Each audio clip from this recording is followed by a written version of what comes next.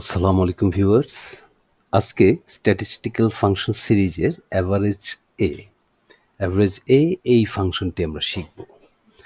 আমরা গত টিউটোরিয়ালে দেখেছি যে অ্যাভারেজ কিভাবে বের করা যায়।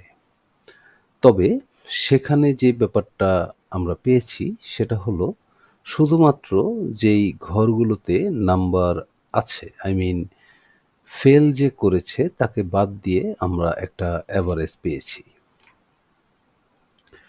তবে এখন চাচ্ছি যে, যেই ঘরটিতে এফ আছে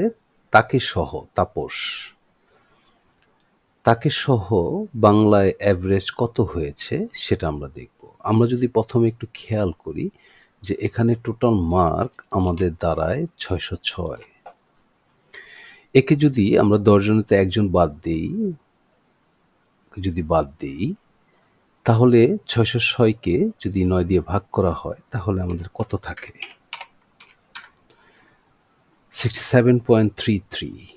তবে আমরা চাচ্ছি যে 606 এই টোটাল মার্কটাকে আমরা ১০ দিয়ে ভাগ করব, মানে ৬০.৬০ এরকম। তাহলে কিভাবে বের করব? তাহলে আমরা অ্যাভারেজ এ কে কল করব। অ্যাভারেজ এ কে কল করে আমরা জাস্ট রেঞ্জটা সিলেক্ট করে দিব, ব্র্যাকেট ক্লোজ, এন্টার। আমরা যদি ফিল হ্যান্ডেল করে সামনের দিক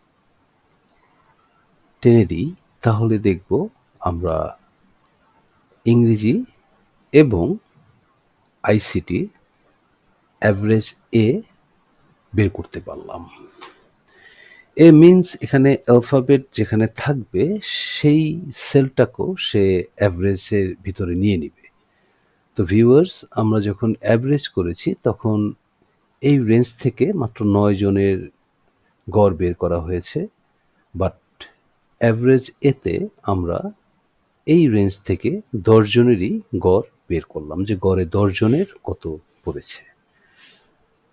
তো ভিউয়ার্স, আশা করি আপনারা বুঝতে পেরেছেন। আজকে এতটুকুই। ভালো থাকবেন, সুস্থ থাকবেন।